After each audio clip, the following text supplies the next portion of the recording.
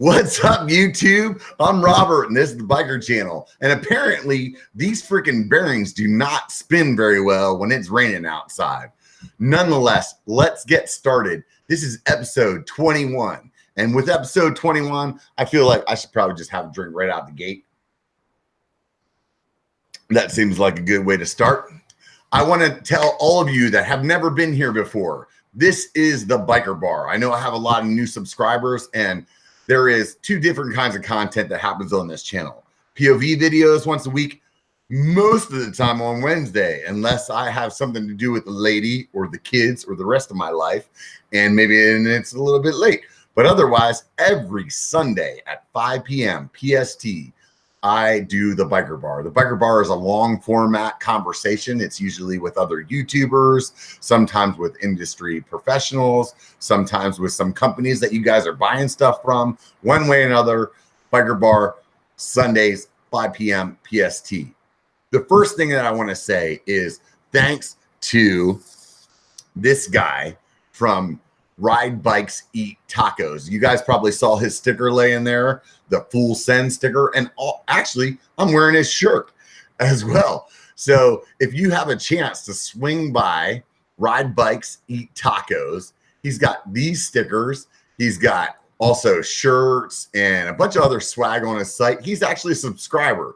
So if you have a minute to swing by Ride Bikes Eat Tacos, check him out. I got a chance to meet him today, and that was actually really cool. I was at an event put on by Dirt Trail Riders and MTB Experience. So Dirt Trail Riders is also another apparel company, but they're local here to NorCal. And so if you get a chance to check them out, do it as well. I'll throw them up here. For those of you guys that aren't listening, you can see that his logo is really close to the Ride Bikes Eat Tacos guy. So maybe they're using the same designer. I don't know. But one way or another, the Dirt Trail Riders guy has done something today that was really special. I went to this event with MTB Experience today. They put on an event, a fundraising event for everybody that was involved in the campfire. So if you're not from California, the campfire was burning down the house out here. Lots of people lost their homes. Actually, the city that this all went down in, they were saying like 90% of the city is gone. So the ladies that started MTB Experience put on this event. And while I was at this event, I got to meet that dude from Ride Bikes Eat Tacos, one of the subscribers, but also Dirt Trail Riders. What they did was they did a separate fundraiser, and then they came out with 6 bikes for kids that they could give away for this fundraiser. So if you guys have just a moment in your time to swing by his site, Dirt Trail Riders, and maybe buy one of his shirts if you like it, or one of his hats if you like it, do that, because it was really a freaking legit cause that he did that. So moving on. Hey man, I got an Instagram and a Facebook. If you guys have not been on my Instagram or my Facebook, and you don't have the extra freaking change in your pocket to join Patreon, but you want to know what the fuck I'm up to whenever I'm not riding bikes, or whenever I don't know what else. If you want to know, if you want more of me, then you can get on Instagram or Facebook. So that's at Biker B1. So it's B1KER B1. So both Facebook and Instagram, I put a bunch of shit up there.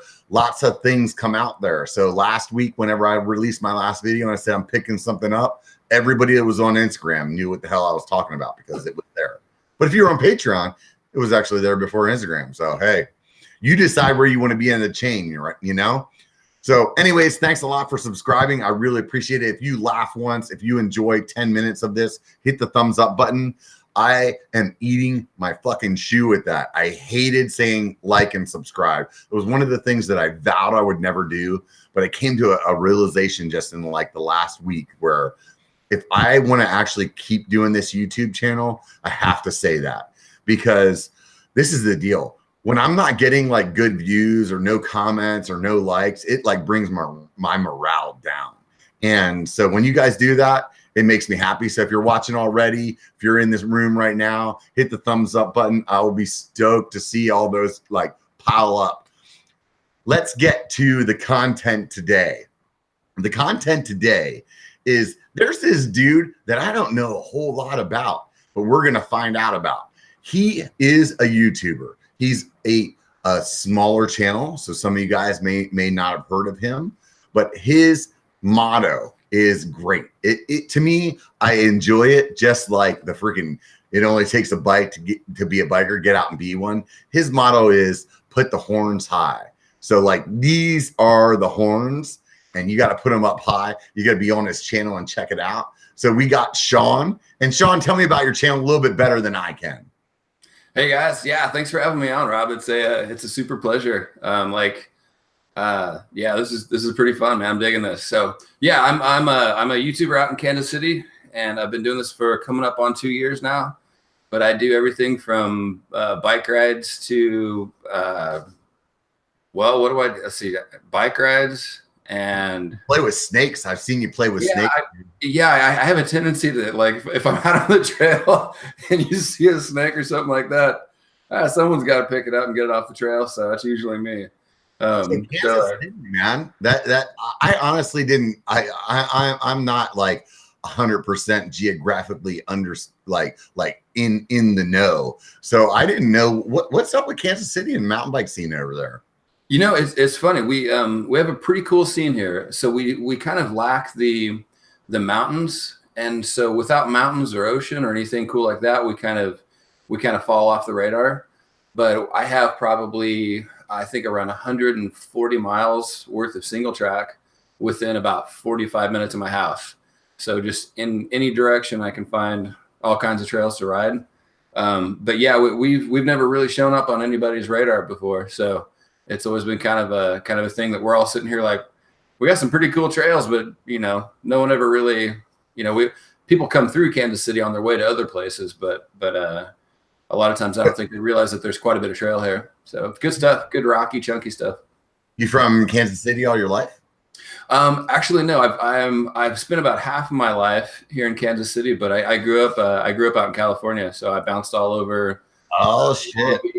Yeah, got your head straight and move the fuck out, right? Yeah, exactly. Exactly. I'll come and visit every so often, but we're at in California. Yeah. What's up? Where at in California are you from? So I bounced around Riverside, Long Beach, Santa Monica, Ventura. Oh, SoCal. That's a different state than where I live. Yeah, you're up north.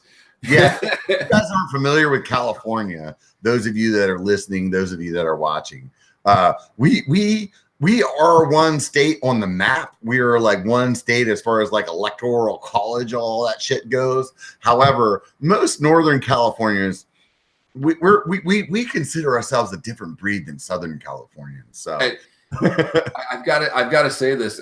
So oddly enough, growing up the way that I did out there and doing the things that I did out there, I spent over 20 years of my life out there and never made it north of San Francisco. So Northern Cal, because I always heard that, you know, I was always heard like, yeah, Northern California has their thing going on, and like we're all down here surfing in Southern California and all those Northern California people, blah, blah, blah. But I literally, the entire time I lived out there, never made it north of San Francisco, and moved to Kansas City. And my wife and I did a road trip from Seattle down to San Diego.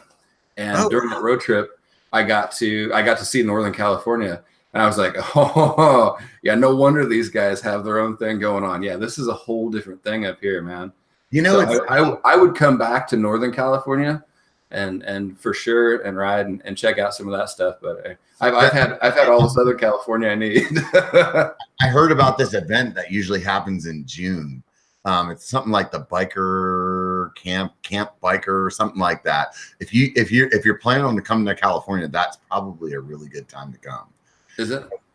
Yeah, we do this little thing in Downeyville. I don't know if you ever heard of Downey. Have you heard of Downeyville? Oh yeah, yeah. So we do this little thing, and so if you're thinking about, hey man, I don't know how long it takes to drive from Kansas City, but I mean honestly, I mean since I'm paying you like 10 grand to be on this show tonight, you should be able to you should be able to just roll your ass right over here. Yeah, yeah. Well, I mean, as soon as the check clears the bank, I'll hop in the truck and I'll start heading out there. that's where the problem lies. So yeah, right? Yeah. So how about you? Have you lived out there? I'm actually from Pennsylvania. I grew up in Pennsylvania, little town called York, like the peppermint patty. It's Okay. about 45 minutes north of Pennsylvania. No, it's in Pennsylvania, fucker. No, it's about 45 minutes north of Washington, D.C. Most people know where that is, where that's on the map. And it's just, that I pretty much grew up there, and between, let's just call it life for the sake of this conversation, and later joined the military. I bounced around the U.S. and I got to live in Europe for a while, but I came back to California because I wanted to be a rock star, man. So I came all the way out here and went to school for studio recording, learned how to do all that shit, and then became an IT guy. So, and now I'm fucking YouTube famous, bitches. Now look at you. Right. All those people that didn't believe. Right. Yeah. Everybody back in my high school. I'm going to go to my 60-year reunion because I'm waiting to actually accomplish something in my life. But once I go to my 60-year reunion, everybody I actually gave a shit will be dead, because most of them are probably already dead now. And I'm gonna be like, look at me, I got 10,000 subscribers, bitch. There you go. It's funny that does. You were saying in your intro about liking and sharing and thumbs up and asking for those subscriptions and stuff like that. And I was having a conversation with one of my friends just last night, and I said that it's hard. Sometimes it feels weird when you're starting out that video and you're like, you say the first thing that's genuine. You're like, hey guys, welcome back to the show or whatever. And then after that, you're like, don't forget to subscribe and blah, blah, blah. And I just figure, it's one of those things. It's kind of like, it's the business. It's almost kind of like the business side of the making the video of like, hey, don't forget, man, we're doing all this hard work and we're doing all this thing for one thing and one thing only. And that's for you to hit that little subscribe button down there. And it really means a lot to us. I'll tell you this right now. When I first started watching YouTube, I was in my late 30s at that point. Now I can say I'm in my 40s. I don't know. It makes it sound like I've been doing it a lot longer. Right? all of 2 years ago. But honestly, one of the things that I hated the most was everybody like and subscribe, like my video, smash the like button, like the like button. I couldn't fucking stand it. I'm like, Jesus Christ, people, I get it.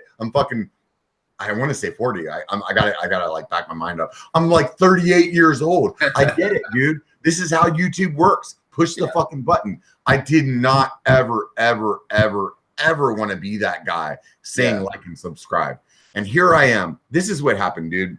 If you follow my channel, I don't know how much you watch my channel. Those of you guys that are subscribers that have been around for a while, back in midsummer, dude, I hit a slump, man. And in that process of coming out of that slump, I realized part of what really was bringing me down was my channel wasn't doing that well. But it wasn't doing that well because I was down. So people see that, and as much as I I would have liked to have thought that I could just pull a fucking wool over everybody's eyes. Everybody got it, man, because I forgot that you guys are all everybody out there in YouTube land or podcast land, you guys are all like fucking girlfriends. And let me explain what I'm talking about. Girlfriends know when you're pissed off just by the way your eyebrow goes or the way that you cringe the side of your mouth or something. And so I thought, I was like, hey, dude, these guys don't know me. I just come up here and be happy. And freaking what happened was hey, I was down and everybody was reading it. And because of that, my views went down, my likes went down, my comments went down.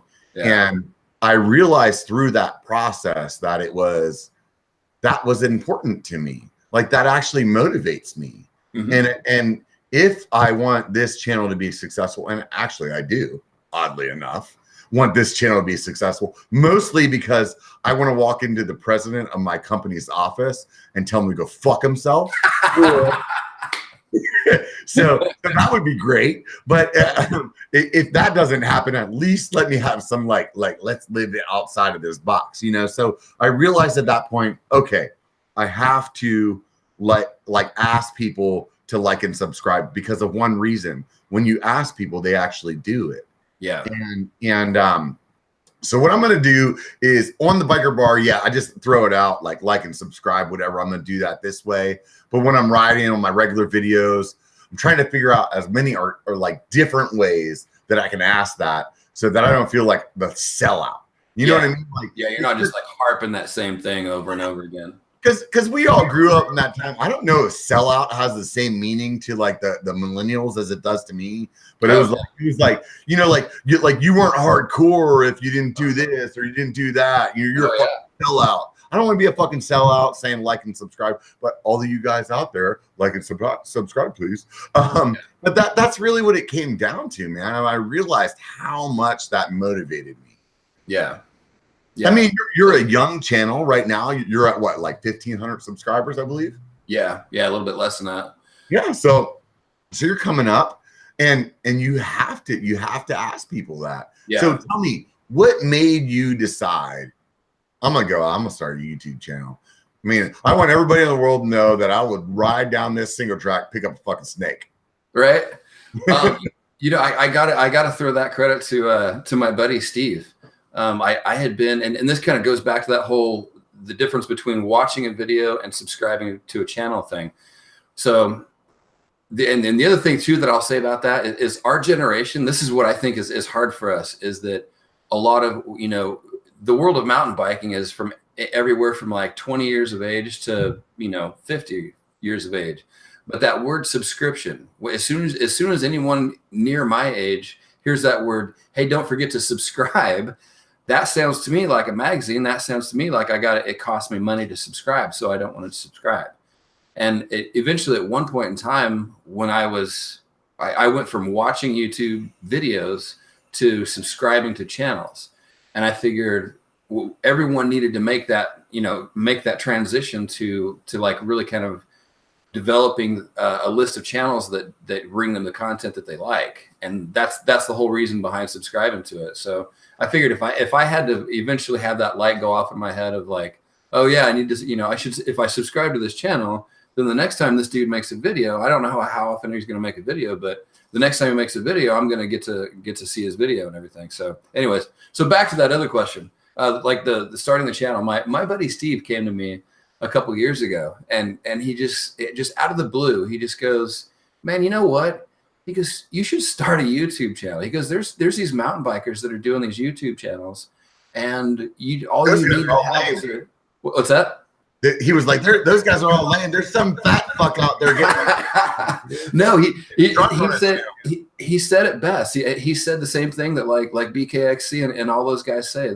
They're like, if you have a personality, you know, you've got a chance at doing something, because there's, you know, when we would go out and ride bikes and stuff, you know, I would always be doing stuff that made people laugh, or just, you know, we were having a fun time on our bikes as well as riding our bikes.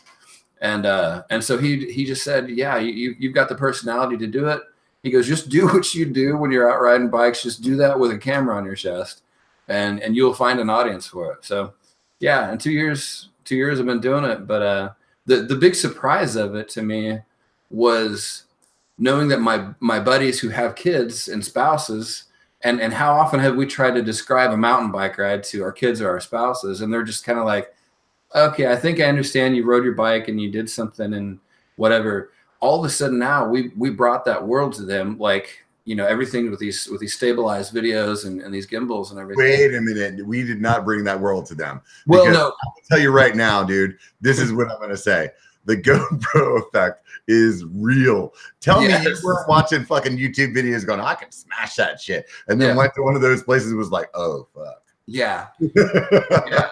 Yeah, a few weeks ago, I was out in Grand Junction, and I rode with Kyle and RC from Unprofessional Kyle and Outdoor Gold, and we rode the Ribbon Trail, and or at least I think it was on the Ribbon Trail. And there's a section called Hospital Hill, and it's notorious in all these different videos, and you see it in the videos, and you're like, well, yeah, it looks steep and everything, and then you see it in real life, and I fell twice trying to walk my bike down it. You know, it was so steep. So when you get there, you're like, oh man, that GoPro effect is Yeah. You're like, oh yeah, all those balls that I had right before I got here, they're gone. Yeah. Yeah. All that shit that I was talking, shouldn't have been doing that. That's the beauty of talking shit with your buddies. It's not on fucking the internet. So. Yeah. Yeah. Right. Right. That's pretty hefty beard you got going on over there, dude. How long's that thing been?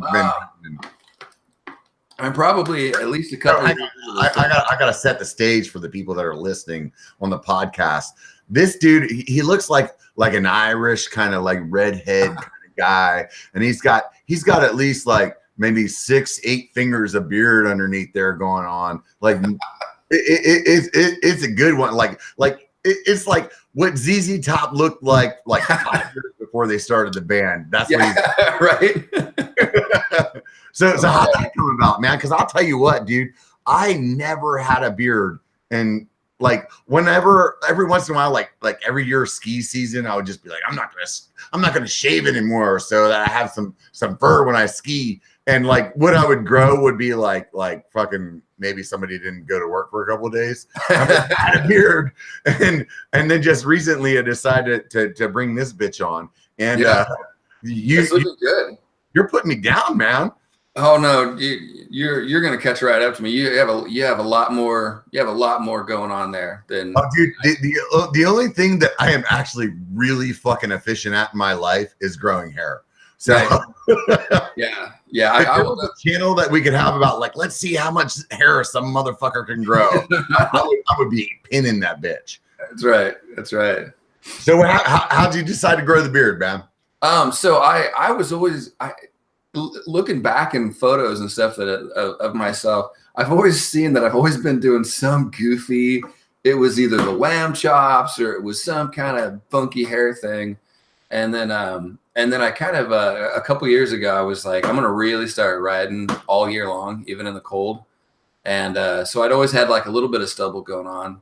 So then I just tried to grow it out for a little while and let it, see if it would actually keep me any warmer. I don't know if it keeps me warmer or not, but it's there and it's growing. So I'm just gonna let it do its thing.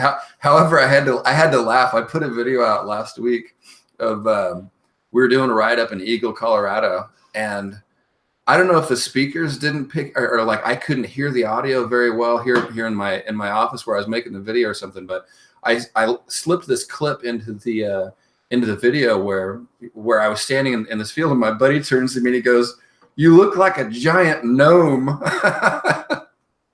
So I was like, "Yep, that's probably the best way." So if you're trying to describe what I look like to some other people, just a giant gnome, I think is. When you said that, you should actually just rebrand your channel right now. Fuck right. We'll just like the mountain bike gnome, dude. Yeah, giant gnome mountain biking. Yeah, dude, I'm down with it, dude. The red gnome, dude, and then that's it, man. We're done. Here we go. So if you guys want to see the red gnome channel, go ahead and check out Horns High on I don't know what the fuck.com, and that's where it'll be. Yeah, we'll link it. I'll tell you what, man. Everybody, not everybody. I hope it's everybody, but a lot of people on my channel, the way that they recognize me when I'm out riding is they're like, I've seriously ridden past them, and then they hear me laugh, and they're like, "Oh, I know that dude." Yep. Like I've had so many people on the trail say, "Dude, I heard you over there laughing, and I knew that was you." And I'll tell you, the very first time I watched your channel, I was like, "This dude's got you got a good radio voice, dude." Thank you. I love it, man. I love you. It's like you're my Kansas City twin, man. Right. Good stuff, dude. It's funny. I had I might have been like 20 videos into my channel, and I had someone comment. It was one of the very first comments I ever had, and still to this day, I think he was serious, but he still could have been pulling my chain. But he commented on the video, and he goes, "Man, you sound just like Matthew McConaughey." You like described my voice, and I thought, "Oh yeah, okay, easy with the Matthew McConaughey stuff, man. I can't live up to." Yeah, because this shit's on YouTube, and as soon as they see that, it's not good. Yeah. As soon as I get in front of the camera, no one's gonna be accusing me of anything that has anything to do with Matthew McConaughey. Awesome, dude. I still remember one of my very first comments on one one of my first videos that I put up, and this guy was like, "Oh, that was sick." And it was some Asian dude in the Bay Area. I live in Northern California, so the Bay Area to us is San Francisco. So he lived down in the Bay Area, and he's like, "Oh, that was awesome, man! Great ride." And I remember thinking, I don't know if this is spam, like, because I'm an IT guy, so like my first intention on anything in the internet is that's bullshit. Yeah, so, yeah. This dude's like, "Oh no, I really like what," and I was like, but he was the first subscriber that was like not one of my buddies, and lo and behold, that was MTB Savant. Oh, nice, man.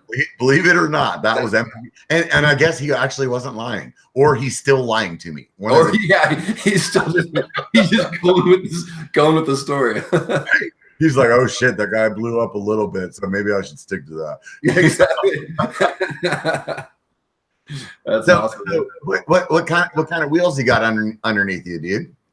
I ride a Bronson too. You ride a Bronson, don't you? Yeah, I do.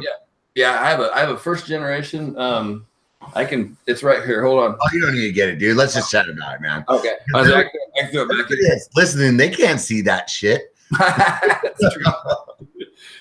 First generation alloy Bronson with magenta pink spokes from I9. Which color framing do you have? I have the first gen had the neon yellow. Yeah, it's the one that has it's like dark black, and then it has on the side of the bike the Santa Cruz logo is magenta, and then on the bottom of the down tube it has it in like bright like fluorescent green. So magenta is code word for pink for all of you. Yeah, that's a way for us guys to say pink without saying pink. Right. So, when I got the frame, I was like, oh sweet. So when I got the frame, I'm just gonna peel the stickers off of it, and then I'll murder it like I do all my bikes. Right. And then when I got the frame, it was different. Like it's an aluminum frame, but they didn't like. Yeah. Like it's on there. There's like unless you strip the frame, it ain't that way. It's under the top coat. So yeah. I actually had a somewhere in my bike life, I don't remember where it was, but I had the same thing. I thought I was gonna just get this, peel the stickers off, and no. Yeah. It doesn't work that way. Hey, you know what? I know some dudes that can hook you up. You want to change that shit? Hit up Sticker, man. STIKRD sticker.com. Those guys will they'll do whatever you want, man. They do the frame protection. Yeah, they can pretty well like kind of give your bike a facelift. Oh, they'll do anything, dude. Yeah, just doing a sticker kit. That's cool, man. You dream it up, just stick it on there. And honestly, it's really, really a simple process, man. I remember when we first started riding, and the only way that we could like customize our bike is to take like electrical tape or like some kind of weird tape or something like that, and try to make your bike look different. My old bike, I or some of my old bikes, I got powder coated because I was like, fuck this color, and so I got them powder coated, and it was like I was looking for stickers, and the only place I could find stickers like some dude like overseas that was probably going to take my money and never send me the stickers. Yeah. And once I found out about this American company here in NorCal, actually, that fucking lines up because I can actually drive these bitches and see what's up. I went down there, dude. I was like, hey, check it out. You guys want to drink some beer? Richard said yes, and I was in love. And then he hooked up the bike, and I was like, and then the dude was funny too, man. So I was like, okay, I can do this. So now I'm a stickered bitch. I love it. Now, do they do your they do the frame decal things like that? Do they also do stickers like for they will do any sticker that you want on your bike, even if you go to the website and it's not on there. There are some legal reasons why they may not be able to put everything on the website, but if you were asking for something, they can do it. But yes, they can also do stickers just like Sticker Mule. Okay. So they have that capacity as well. They do wraps as well. So, I mean, I didn't know I was plugging them. So apparently I'm going to send Richard a fucking. Right. I think he owes us a hookup a little. Cause I follow them on Instagram, but I didn't know if they did like decal stickers like we use for our channels and stuff too. They definitely do. And see, this is the difference between them and like Sticker Mule. The quality of the sticker that you'll get from them compared to like a Sticker Mule is like you can put one of their stickers on a sign and come back like 2 years later and it still looks good. You put a Sticker Mule sticker up there and the sun and the weather is just going to fade the shit out. It'll look like shit. So, and until Sticker Mule pays me to say stickered is bullshit, I'm going to sticker that. Right. No, but honestly, like there's no like I'm not financially gaining from this conversation. All I'm doing is actually talking about like I was just impressed. I was impressed to have dude, I'm American, man, and at the end of the day, dude, I like seeing shit made in America, and that makes me happy. And I'm a guy that like even though I could go buy something at Walmart that's super cheap, I might go buy it at the local shop, or hey, I could get beer over at Rite Aid way cheaper than I can from Habib's joint over on the corner. And I'll go over there and buy beer from him just because like I feel like I'm putting food on somebody's table. And I think that's important. It's important to be part of your community. You know what I mean? Yeah. So that's YouTube, you know, building your community. So what's it been like for you in Kansas City? Like you're probably like one of the first YouTubers that pop out of that city, huh? Or you going out the trails and like it's kind of blowing your mind, or what? Yeah, well, I think I might be the only one that I think I was just one of the first people to get a gimbal and start kind of trying to throw some stuff together and make some videos. And it happened at a time when like my work season is really, really busy in the summertime, and then it tapers off really good in the wintertime. So I'm always looking for little projects to do in the wintertime to keep me busy. And so I started. Summertime. You're a swimsuit model. Is that what's going on? Yeah. The giant gnome swimsuit edition is. They gave me August because I'm so fair skinned. So I love it. So you were saying. Yes, there were a lot of other guys that had videos out on YouTube, but I think I was just one of the people that started trying to do this thing, and I wanted to. My big thing that I always said on my channel is that my channel is not about me. It's about improving someone's ride, and like taking them with us on our like trying to make videos that really brought someone with you on the ride. And tell me the coolest thing that has happened to you with the sub, because today I was out at this fundraiser for the campfire victims. If you guys don't know what the campfire is, big ass. Did I say this already? I think I did say this already. It is. But say it again. It deserves to be said again. Right. So there's a big ass fire in California. A lot of people lost everything. And so I'm just coming out there to freaking ride bikes and be part of it. And apparently I got like 6,000 friends on YouTube. Some of them want to show the fuck up. And so today I'm there, and this is hard for me because my channel is not PG. It's not PG. It's probably pretty damn. It's not R. It's probably close. It's like teetering in between R and like NC-17, if that's still around. Yeah. And this kid comes up, and he's actually on the stream. I seen him earlier. I don't know if he's still here today, but he asked me to sign his helmet and his jersey. I have never signed a jersey or a helmet in my life. Can you imagine the pressure? I was like, oh God, dude, I'm writing on his helmet. This looks dumb. I hope it looks better to him than it does to me, because I'm just judging the shit up. And plus I'm like an OCD fuck. So I'm like, I want this to be perfect. No, it's not perfect. Can I erase this? No, I can't. But that was like the highlight of my day. Probably the highlight of the last few months for me. I cannot believe that happened. Yeah. What for you? Like, I'm sorry if I overshadowed that. We're gonna. No. I had a vision. I had a vision in my head when you were describing that scenario to me, and I was like, I probably would have come home like with my own signature or autograph, like on my own helmet, like 11 times, because I would have been like, yeah, before I do that, before I mess up your helmet, hold on, let me see if I can do this right. And right. Test it out on my helmet. Like, I don't know. But I wanted to write biker, and then it's all sideways and bent, curvy. And I'm like, oh God, I hope. You know what, man? When I was that kid's age, that would have made my day, you know? Right. And I'm like, the thing that meant the most to me about that was like, don't fuck this up, Rob. Like all those relationships you had in high school and college and your 20s and 30s. And I was like, don't fucked this up like he fucked that up. And then I looked at it, I was like, I hope he likes this. So if you're still on, little guy, dude, Junior, oh, there he is, Junior MTB. He is still on. You made my day more than I made yours, Junior. So, so you were saying that is rad.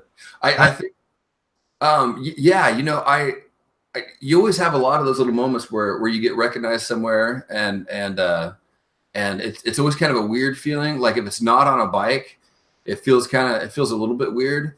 But earlier this summer, we were clear up in Minnesota with the family, and we were on our way to some bike place that we were riding to, and some dude that was kind of like perpendicular to us at an intersection starts hitting his horn, and I kind of look over at him, and all I see him doing is just throwing horns up in his windshield, you know, both horns up in his windshield. And I looked over, and it didn't quite connect to me. And then my wife looked over at me, and she's like, yeah, I think that dude knows who you are. And I looked back over again, and the guy was, you know, I'm 600 miles away from my house, and here's some dude that's like, hey, there's that guy that, you know, I've never been to Minnesota before in my life. And here's this dude recognizing me, and it happened to be in front of my wife and kids. So now I'm cool. Yeah. Dude, when I first started my channel, I had like whenever MTB Savant subscribed, I walked around the whole house that night. I was like, everybody, you guys just need to sit the fuck down because I'm fucking famous, bitches. And my head has just gotten bigger, which was weird because it started out really big, and then I realized, oh, actually, I'm not that good at this. So I appreciate everybody that's out there freaking having any part of this. I really, really do appreciate it. Hey, if you guys aren't hitting the thumbs up, what the fuck? No, I think one of the things that I started this channel for, and I would imagine maybe something similar for you, but it's like, I really wanted people to see that, like when you talk to people like off the cuff and you're like, oh, I'm a mountain biker, they're like, whoa, that shit's hardcore. And it's like, no, dude, it doesn't have to be Rampage.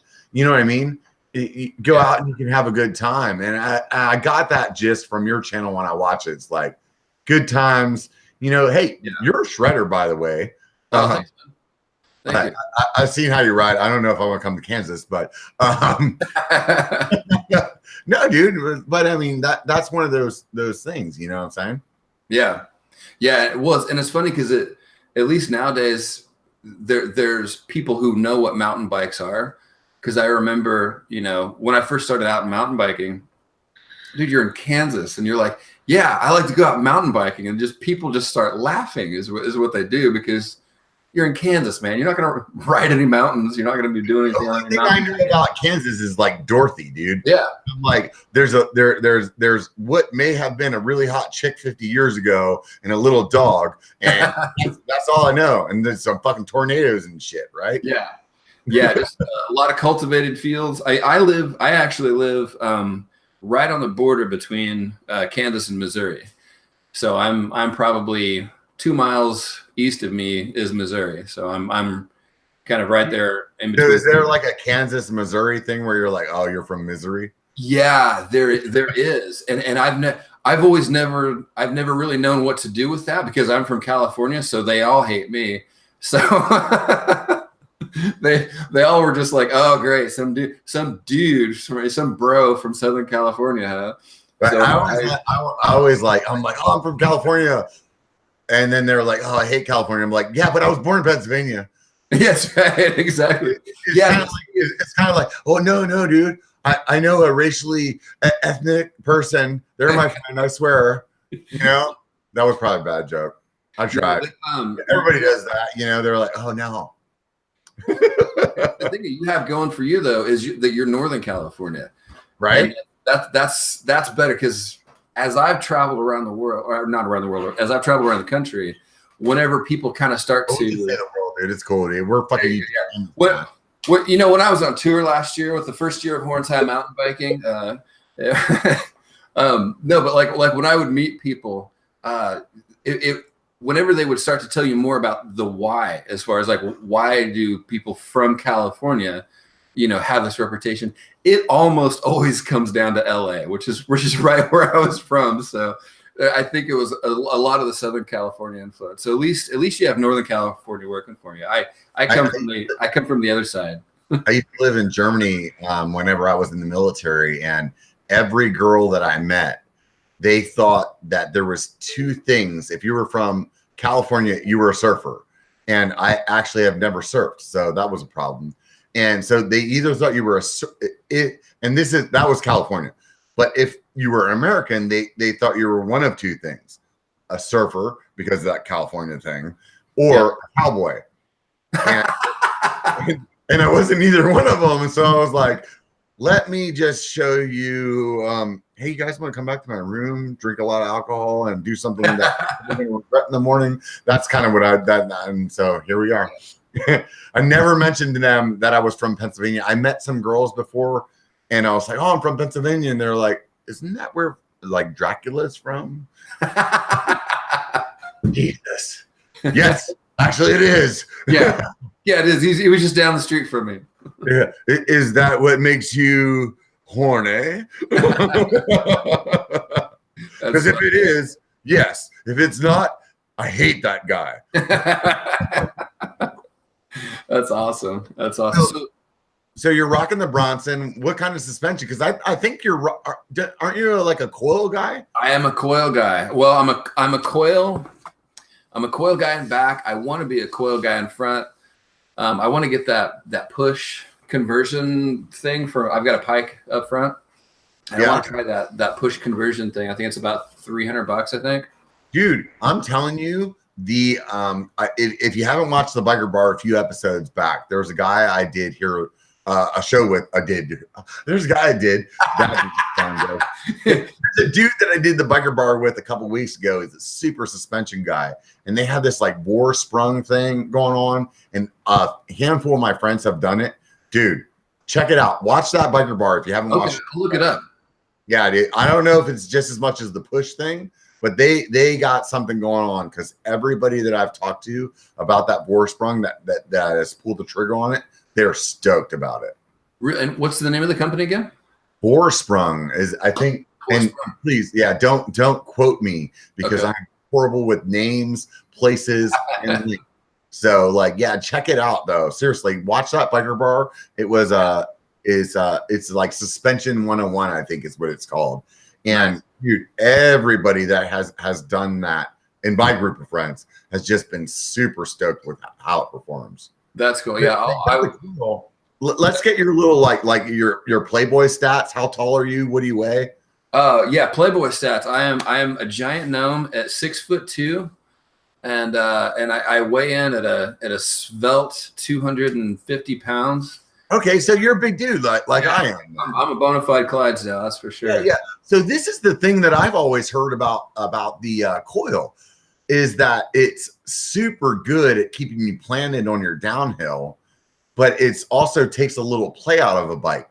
And the Bronson traditionally is not a playful bike. No. So that is one of the reasons that I've been a little afraid to put that coil on my Bronson, because like everything that everybody says about a coil downhill makes me happy. But once I heard it one time that it takes away the playfulness, I was like, man, this bike's already not that playful. Yeah. I don't know if I want to do that. How does it feel to you? I would almost say that I would first totally agree with you that that VP platform is definitely not a super playful one, but I found that going to the coil, I could kind of make it a little bit more playful, and I could keep the shock from overheating quite as bad, because when you point a 250-pound dude down the hill, we start to, I would kind of cook the air shocks in them. So I found that like if I set the rebound up kind of nice and crisp and fast, I could kind of get some playfulness out of the bike. So I don't know. I've been real happy with it. As soon as I put the coil in the rear, man, the back end all of a sudden had such great traction.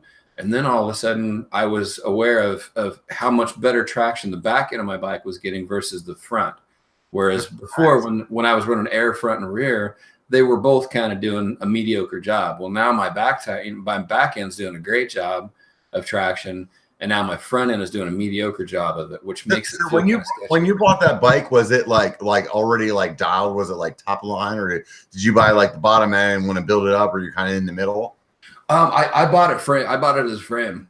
So you bought it as a frame. So yeah, tell me, this is what I'm going to do to you right now, because I apparently have a little fucking bladder tonight, and I want to know, when you bought that frame, what were the 3 parts that you were like, these are the ones that I need to have? While you talk about those parts, I'm gonna go piss all over the back of my bike. All right, the 3 parts that the 3 things that I think my bike definitely needed to have. This would have been a really good time for me to have been able to hear that question better. So I'm just gonna roll with this one and think of the 3 things that are most important to me on the bike, which is always the top of the list is always suspension. I want the back end to act the way that I need it to act, and I want the front end to act the way that I need it to act. After that, brakes. I'm a huge fan of the Hope. I think about the Hope E3 Tech 4 or maybe Tech 3 E4. I can't remember what they are, but they're a 4-piston brake. And for a big dude like me, I needed to have that extra stopping power to be able to get the bike under control. But I also needed something that wasn't going to overheat, because I would always cook my Shimano brakes because I'm a big fat dude, and I would blow up my Shimano brakes from time to time, overheating them. So I think that's 2 things. I got suspension, I got brakes, tires. I would definitely say tires. That was one of the first things that I wanted my bike to have. That's really important to me is trying to find the right tire. And I'm always looking for the right tires. I've gone through so many tires. I used to have a stack of tires that was probably, well, actually it was 3 stacks of tires that were probably each about 4 feet tall. So 12 feet tall worth of tires. Rob, what was the question that you asked me? Wow, I was going for like 30 seconds. Whole lot of that was like six beers that I pissed out, and you took. That's awesome. I heard something about 3 things on your bike, and then you were gone. I was like, fill me in here. What was it that you said? What was number 1? And then you just lost it. The first thing that I wanted to make sure my bike was set up good for was suspension. Okay. And the next thing was brakes, and the next thing was tires. And then, so you did get 3 things. That was actually that's pretty impressive. So what tires are you running right now, bud? What's that? What tires are you running right now? I tried out. I've been a Maxxis guy forever. This season, I tried out a set of WTB Convicts with like 2.5 front and rear, and ran those tires this whole season. Was really surprised with it, man. They were really good tires, man. I don't know why I kind of just forgot about WTB for a while. I used to run Navigals. Yeah. I ran them because I'm a big dude. And see, this was the thing. When I was running Navigals, everybody back then, like a 2.1 was big for them. Oh, yeah. And I was running like 2.35 because that's as big as you fucking get them back then. And it was, and everybody like, oh my God, that's so big. And I was like, yeah, go ahead, get my size. So fucking big. And you want a bigger tire. And now everybody's like, oh, 2.8, 3.0, whatever. Yeah. And I'm on my rigid cross country bike with 3-inch wide tires. So I needed something meaty, so I always rode those. And at one point I was like, you know what? I am such a creature of habit. I need to stop doing this. So I need to find something else. And I just happened to know a friend, and they had some high rollers that they hooked me up with. And I ran the high rollers, and I was like, "Ooh, this is nice." And then since then, I've tried a bunch of stuff. But when I was up at Interbike, I ran back into Kenda, and Kenda is the company that does Navigal. And they told me, they were like, "Hey," actually, when I was talking to them, I said to them, one of the reasons that I stopped running the Navigal was because, dude, it had everything that I wanted on the down, but on the up, that thing was like if you could put suction cups all the way around your tire, and like the way that you could think like an octopus just sticking on everything, like that's how that tire was when you were climbing. So it was like, nice. And that doesn't work well for a fucking fat guy, at least when he's climbing. Like when you're descending, that's awesome, but climbing, that sucks. Yeah. So that's why I stopped running the Navigal. And so I told this dude at Kenda that, and he's like, let me tell you something. We actually fixed that. And so he gave me a Navigal, the new one. He said, I want to say, please don't quote me, because like I said earlier, that was quotes and links and names. I want to say that he said it was like 50% rolling faster. And then he gave me a tire also that he's like, if you like the Navigal, you'll really like this. And I think it's called like the Hellcat or something like that. So I have those sitting on the other side of my garage, but I have a set of DHF, DHR, which everybody's running on my bike right now. And I just was waiting for those to like wear out. And once they wear out, I'm going to use those Kendas and these CushCore system that I have sitting back behind me and see what that's all about. Nice. Have you done CushCore? I do. I ran CushCore for the first time this season. So early on this season. Tell me about the install. I want to know about the install. Oh, it's weird. I don't know. I mean, I made my video for an install kind of a thing earlier this summer. Excuse me. When we first put those on my bike, one of my buddies did one wheel, and he's like, "Here, watch me, and I'll do this." And then I just kind of watched him do it. And I think we had both tires, both things installed, tires inflated, sealant, everything in like 20 minutes. Oh wow! So you basically just told me you're a god. Well, yeah, right. That's why I'm almost afraid to say that. A couple months ago, dude, I went up to Bend, Oregon. I was up there freaking hanging out with Project 321. I didn't know, but apparently that is like, it's kind of like the Silicon Valley of mountain bikes. There's like all these companies up there that are just like blowing up that nobody knew that was up there. So I was going up to meet Project 321. I was like, oh, let's see who else is in town. And I found out like Evo Gimbals is up there. Freaking Schwabe Tires is up there. Project 321 is up there. And also CushCore. So in the process, I was like, I'm going to call these companies up, see if they want to talk to some YouTube famous motherfucker. Yeah, right. And so I rolled over to CushCore, and they hooked me up. And honestly, dude, I don't remember where I was going with that. You said something that was really interesting to me, but I'm going to finish that sentence real quick. Like, they hooked me up with the CushCore, and I really want to try it. Yeah. What was it that I was saying before I started that whole rant? I think just like how hard is it to do the CushCore? Oh, yeah. Thank you. Thank you for wrapping me back in. So real quick, while I was there at CushCore, the owner of CushCore is like, dude, I can do this in like 2 or 3 minutes. Right. And I was like, oh, I'm calling your bluff, motherfucker. Because anybody that knows my channel, dude, I'm gonna say some stupid shit right about now.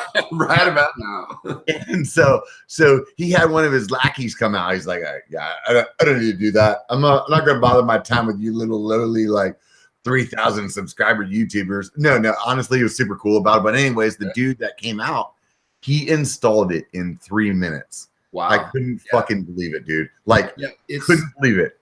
What it all comes down to is I think two things. One is the rim, whatever kind of rim you have. So I have I9 wheels, and I've also I put some CushCores on my buddy's wheels. Steve, if my buddy Steve is watching, I'm forgetting what wheels he has. But he had some kind of E13 wheels. I think he had some E13 wheels. But they went on pretty well with that. But I've heard different rims. You know, there's always that couple millimeters or something. But that's what I tell my lady every time. Just a little couple millimeters of something. That's right. But no, it's all in this weird little hand technique of like. That's what they were saying. They were calling it like the grab and roll. I can't remember. Yeah. I'm gonna put that video up. I got it's coming. But he was saying it was like just the way that you kind of like roll it on there, kind of this like I don't know if like for those of you guys that are listening, kind of like this weird like if you were like an Italian rolling fucking dough back in the day, it's like kind of this like grab it with 2 hands and just roll that fucker over, and then you just popped it right on there, dude. Yeah. If you can imagine, if you can imagine doing something with your hands to try to make the bead of the tire rest up against where the nipples of the spoke would be. Like you're just trying to bury that tire in the deepest part of the wheel, because that's where the smallest. The thing that he had said to me and that he showed me on the video that I recorded was like he put it on top of a trash can and he used a like a Pedro's tire lever, and it was like you have to push the tire into that channel all the way around. And he's like, that's what most people don't do, is they just kind of like half-ass it. And he's like, they do it like at like 12 o'clock and 3 o'clock and 6 o'clock. And check this out, 9 o'clock. That's the best math I can do. And he's like, instead you need to do it at like 1 and 1:30 and 1:45 and 2 o'clock. And if you do it all the way around, you get that tire really seated into the middle of the rim. And he's like, dude, this is like, you watched it, Rob. It happened. And I was blown away, man, how quick he did it. He took a brand new tire out, He took the cush core right out of the box. So it wasn't like this was like pre-stretched by the family. Yeah. Like, and he just machining back and stretches the tires out for him. That's what I was expecting. I was like, oh yeah, this is the install model. You know. The other thing I'll tell you, when you put them on, so like you're going to use your hands to, like, once you start getting the tire in there, you're going to work your hands around the wheel and trying to get the bead in there. As soon as you work your hand around the part or around the tire enough to where that bead starts getting, like it's getting hard to tuck in there, or if you're using a tire lever, if it starts getting hard, stop, go back to the opposite side of the tire and tuck that tire in a little bit more. And that's the part that I think a lot of people do is they get the, let's say you're starting at the 6 o'clock portion of the tire, and your left hand is going up around to 7, 8, 9 to 12, and your right hand's going around the other way. As the tire starts to get tight, they break out the tire levers, and then they start sweating and putting all this elbow grease into this thing, when they should have, like, as soon as it starts getting really tight to get any more of the bead to go into the wheel, go back to that 6 o'clock position with both hands and shove that tire further in more. And as you work your way back, as you work both hands around the wheel again, you'll go another inch further on each side. And then as soon as that starts to tighten up, go back again, and you'll do it over and over and over again, and 3 or 4 times. And then I've gotten it to the point where, like, I can get all but like the last 3 inches of the tire without any levers at all, and then the last little bit is just one little flop of the lever. And it gets. Have you ever watched the channel No Front Brakes? Yeah. He does a little section called The Terrible Technician. I haven't seen that part up. You haven't seen it? No. I've watched his riding videos, like his racing videos. He's in Texas, isn't he? What he does is he tries not to like read any direction or anything, like no instructions. And hey, I'm going to install something. I'm going to do something on my bike, and I'm just going to try to figure it out. And he's really bad at it. And but that's what's really funny about it, is just like him trying to figure it out, and maybe he calls a friend or whatever. So recently, I don't know if you watched my video, maybe it was last week, the week before, I'm not sure. I did a little spinoff of his called The Drunken Technician. Oh my God, even better, man. That's when you get 2 guys that are completely fucking hammered, and you see how well they can do with some bike work. And I'm thinking that episode 2 of The Drunken Technician needs to be putting on the fucking cush core. There's a good chance that I may just set my whole garage on fire and call it a day, but I think it's gonna be good, dude. That's awesome. So when you're riding that cush core, what did you really like see? Oh man, because when I talked to them, like, they were saying that, a lot of people think a cush core is just a means to save your rim, but they were like, dude, this is a suspension platform. Like, it really changes how you corner. Like, the save your rim part, they're like, that's like an added benefit, but really it really changes you being able to like lower your pressure, have more grip, and then corner well, because it like supports that sidewall. Did you really see that?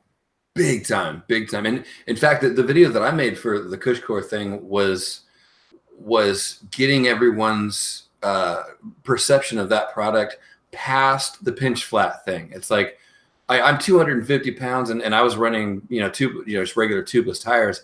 I didn't get flat tires, I mean, we got them from time to time, but So, I mean, hang on. Let me ask you this real quick before you go further. At 250, what pressure do you run before Cush Core? So before Cush Core, it would have been 32 up front and 30 in the rear. Okay. Yeah. So I've been between like 250 and right now, unfortunately, 290, and I run 30-30. So you're definitely running, as far as like, what most of the internet fucking talks about, a high pressure. So what happened once you threw the Cush Core in? So right now, I would run before Cush Core, I would run the front tire about 2 psi softer than the rear, so that it would hold on a little bit more, and the back end would break out. With Cush Core, I run 25 and 25 on both of them, and that's with a 2.5-inch tire. Oh, and wow! I'm also not one of those guys that, like, I heard so many people talking about, oh, it's so great because you can run, the super, super crazy low tire pressure. And that may work for skinny guys, but man, a big guy like me, when I throw that bike into the corner, if I'm down in like those crazy low, PSI ranges, you can feel the back end kind of wobble around a little bit. Yeah, it'll get wobbly, or you'll burp it, or like you'll just lose it. I mean, that's part of where, like, there's guys that are on the small end that will, they can run some low profile tires that work great. And for me, it, like, you can put those lower tread profiles on, and yes, it climbs amazing. And yes, it descends fast as fuck. But the first corner or the first time that you need to brake, you're fucked. But I want to mention this real quick. Somebody on here said Cush Core for lighter riders. Dude, I can tell you, and I haven't had it on my bike, but I can tell you from the people that I've talked to, and I'll let you back this up. If you were 150, like this guy says he's 143, and you put those in, it is going to make a huge change on your cornering and the amount of pressure that you can run. And what is pressure? At the end of the day, like, people are like, oh, well, why do you want it lower? Everybody else wants something to be bigger, like my girlfriend or my old lady, but really what you want that lower pressure for is so that your tire is hooking up more and you can get that hero dirt experience when it's not hero dirt. Most definitely. Yeah, I would, for that lighter weight rider, I would not only agree with you, but I would almost be willing to bet that lighter weight rider will experience even more benefits. Yeah, definitely. From that tire, just because the thing that I love about Cush Core is the cornering. I'm a corner guy. I love throwing the bike hard into the corners, but being a big guy, you got to kind of watch what you do. I've rolled tires off of rims before. We've all done that. And that's definitely not a fun way to spend your bike ride. So that's a real good way to have a bad experience. Yeah. I had an awesome little piece of video from earlier this year. Excuse me. I'm riding behind my buddy, and at the time we literally had exactly the same. We had a Maxxis DHF in the front, and we had a Maxxis semi-slick in the rear. We were running the same tires front and rear. This is the ADD in me. Can you please just hopefully the answer to this? Is the reason it's called DHF and DHR is F is front and R is rear? Yes. Oh, thank God. That's what I've been thinking all this time. And I'm like, I don't know if that's the truth. And the only way that I'm gonna find out is either A, look it up, lazy as fuck, or B, ask somebody and embarrass myself on the internet. So hopefully I'm right. I love asking the question. I would rather ask the question and look dumb than look something up. Right. Up, it sucks, man. It's so much, because if you look something up, then you've just had a relationship with a book. But if you ask somebody a question, you just started the dialogue with another person, so it could go anywhere. Yeah. But so I was following him off of this. It was like a little 4-foot little ledge type of a drop, but we were landing on this off camber. It was an off camber landing, and it was kind of like gravel on hard pack kind of soil. So it was already kind of it's a challenging type of thing to be landing on. But I went right behind him, same speed, same tires, same technique, everything. He landed, the bike went straight. He landed it like it was on a totally easy flat transition. He had cush core, I did not. And then when I landed it and I heard both tires, because it was off camber, I heard both tires wallow, and then the bike cut hard, up the hill, because I started kind of cutting out of the, cutting off of that off camber. They burped on you? What's that? They burped on you? Yeah. They both tires burped on me. And when I saw that, I was amazed that that was one of those things where I went, wait a minute, dude, my buddy's bike just did something that my bike cannot do. And it has something to do with those cush core things that are in there. So when I got him, the huge, it was a night and day difference on the kind of lines that you can pick, because us big guys, we always have to choose some of the most delicate lines, because we'll just thrash a tire. So you're a Gen 1 Bronson guy. So yes, there's two things I want to ask you, and I'm going to ask you both of them, and you answer whichever one you want. All right. Probably going to forget what one of those questions are while I'm talking. Right. One of them is 27.5. Holy shit. There's not a lot of us doing that. Yeah. And 2 is, I already forgot 2. So let's go ahead and stick with 2, with 1, 2, 1, 2. So why 27.5, buddy?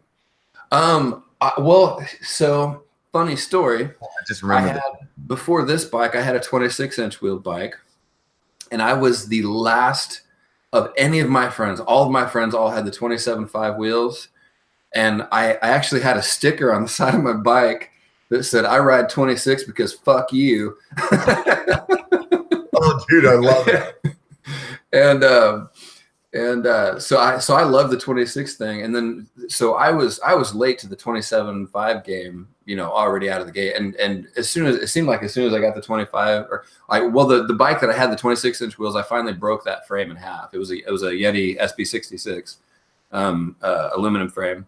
And I finally rode it enough that it just kind of gave out, and I cracked a swing arm. And when I called Yeti, they were like, "Yeah, we don't know that we're going to be making any more rear, back ends for an aluminum SB66, because they were in the carbon game, big and strong." Right. So I realized at that point I'm going to have to get some bigger wheels, and it seemed like a lot of the 29-inch wheels, the 29-inch bikes at the time, and this is 4 years ago, 3 or 4 years ago. It seemed like a lot of the bigger wheeled bikes were still kind of had that cross country geometry, and they weren't. Dude, I will tell you, when I was riding those bikes at that time, and I rode the Chameleon today for the first time on the trail. It's 29er right now, the way it's set up. The thing that I hated the most about 29er was I came from a BMX background, so I was always like used to a little wheel, and I was with you, dude. I was 26 all day. Yeah. And every time that I got on a 29er, I felt like it picked the line, not me. Yeah. Like I'd come into something like I'm used to be able to throw the bike around, like pick this, pick that. And what the 29er would do is like, "Hey, fuck you. We're going straight." And then you just lean a little bit, and that's the way we're going. And that's what I really didn't like about it, Yeah. I always felt like they were great climbers. They were terrible descenders, and even worse cornering. Worse at cornering. They just felt sketchy. I always felt exactly like you were saying. I always felt like when you come into a corner or something like that, I always felt like I was coming in behind the bike, because the bike just kind of had its own agenda. I'll tell you, and I hate to say this out loud, but this is a little spoiler alert for the next video that comes out on the Biker channel, but cornering on the Chameleon today, I don't know if it had just to do with the wheel size or the geometry or it's a hardtail, but man, holy shit, this thing is like on rails on corners, man. Nice. Yeah, they have it. Go ahead. No, I was just saying, I'm just really impressed with. Yeah, I love my Bronson, but eventually it's gonna break. As every bike that's ever been underneath of my underneath my body has ever done. So whenever it breaks, I think my next one will be a 29er.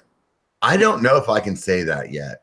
I do like 29er. I do understand where it comes from, and I am definitely warming up to it. This is going to be like like my like and subscribe thing that I was talking about earlier. Like I'm probably going to eat a shoe on this at one point or another.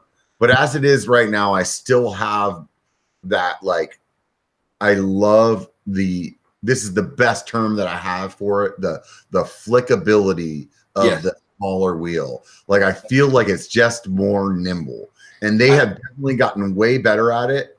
But oh man, there's like a big part of me just doesn't want to accept this new wheel size. Yeah. Or that bigger wheel size, not new wheel size, that bigger wheel size. Exactly. Yeah. At the end of the day, I think there will always be something that smaller wheel can do that the bigger wheel can't. And I think it's going to be that flickability thing, because, you know, you can do whatever you want to the geometry of the bike. You can play around with it all you want.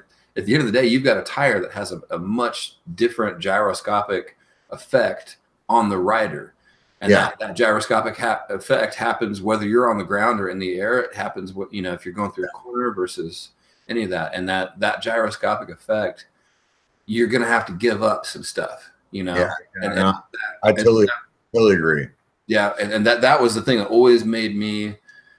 Well, I mean, that's why I have a Bronson. That when a lot of other people were doing the 29 thing, is that I still felt like my Bronson had that flickability that I could, you know, I could still have fun on the bike. So I'm glad that you said that, because that led into the second question that I forgot and remembered. I actually wrote it down so that I wouldn't forget it again. Short-term memory loss. You know, when I was in high school smoking pot, and they would say, "Oh, you're gonna smoke pot, get short-term memory loss." I never happened. Now I'm fucked. Every time I fucking say something, don't remember shit. Don't even smoke pot anymore, but still got all the short-term memory loss. You know, right? So I was like, I got something on these bitches. No, I don't. Or I'm just getting old. One of the two. The shit's. I still blame it on the age. Right. I'm blaming it on the age. Definitely was none of the bad decisions that I made. So. Right. Second question that I had for you, though, is you got a Gen 1 fucking Bronson. So that was 2013, 2014. Yep. Dude. And so if you were looking at a new bike today, what has your attention, brother? You know what? I would have said, and it's still on my list. The Kona, man, they're playing around with the geometry and stuff on those bigger wheels, and they're fun to play with. That is not the bike brand that I expected here out of your mouth. I want to know why. Yeah, definitely. Well, that was a wild card. You just pulled the fucking the Charlie out of It's Only Sunny in Philadelphia, man. Like, a wild card. Here it comes, fucking Kona, dude. What? No, they seem to be pretty playful, but I just heard that Noli has come out with what is it? The Fugitive, I think. Okay. Like a kind of a mid-travel 29er. But I've always heard Nolis were just phenomenal bikes, but I've never had one. I've never thrown a leg over one. But the Kona is what has your attention. Yeah. So I have a Process 111 that's a 29er. It's more of a cross country type of bike, and it's Kona's like first generation. You know, kind of a. And Kona was one of those first bike brands to start doing the long, low, slack kind of geometry. You know where they're from? I don't even know where Kona's from. They're just north of you, like Bellingham, Vancouver. Okay, so they're like a PNW kind of brand. Yeah. So I figure they ride all that steep, crazy, you know, those slick routes and all that stuff. So, and those guys, man, perfect dirt all year. Those fucking. Yeah. And those guys are not afraid to jump the bikes and I swear to God, everybody up there is just born with a bicycle. Mm-hmm. Because everybody that I see that ride, they're like, "Hey, look at this 10-year-old. He's shredding way better than you will ever." Right? Like, yeah, it's all about the dirt and the size of their body. That's what it is. Exactly. Their center of gravity is where my kneecaps are. Right.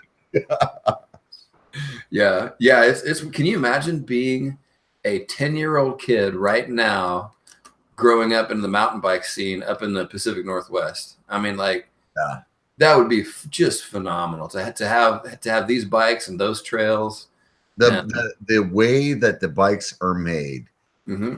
you would not think a technology being a bike that has been around for a long time would change as much as it has in like the last 10 years. Yeah. Like I have always been a very big like person that says get a used bike, save your money, whatever. And just recently, I would say within the last year, I've got to the point where it's like, don't upgrade your bike, dude. Sell your bike and just buy a new one. Even if it's the bottom of the line one, it's probably going to be better than your top of the line bike from 6 years ago. Yeah. It is really that much of a difference. And I hate saying that. Like, because to me, like I'm the cheap ass, dude. Like I don't want to spend money on my bike. And that is so true though now. It, like the suspension, like these little degrees, like a couple of degrees in your seat tube, a degree or two in your head tube, like a couple of millimeters in your top tube, like being longer, like it has really like changed the game. Yeah, for sure. Yeah, for sure. I've always been one of those guys that would buy a nice bike and then ride it until I just blew it up and then get another bike. And usually at that time, they would kind of come up with a couple things that are new here or there.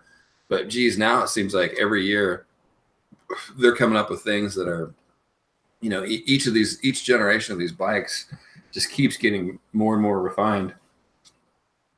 I think that's super cool. So you got this channel, you've got 1,500 subs. Mm-hmm. Tomorrow you're gonna wake up with 5,000. No. If I wake up with 5K tomorrow, I'll be out at your place by the end of the week. I'll take you out to a steak dinner and then we'll hang out. I'm gonna see if I can hack some YouTubes because that shit ain't gonna happen. Right. So like seriously though, I mean, here you say you've been doing this for 2 years. Where would you like to see yourself in the next year? That was a tough Holy question. smokes, Rob. How about this? Okay, so I know how Go ahead. Well, I was going to say, I know how I want to answer this question. This is the part you can answer how the fuck you want, dude. But it would probably be kind of dropping a bombshell on a whole bunch of people. Yeah, do it. Let's see it. But hey, this seems like kind of a cool place to, since you asked the question. Yeah, that's good. So for 2019, my wife and I are moving out to Grand Junction, Colorado. So I'm gonna get to go out and play in the desert and ride in the rocks and ride all that kind of stuff. So yeah, for the channel, I'm hoping to bring the channel out to the west slope of Colorado.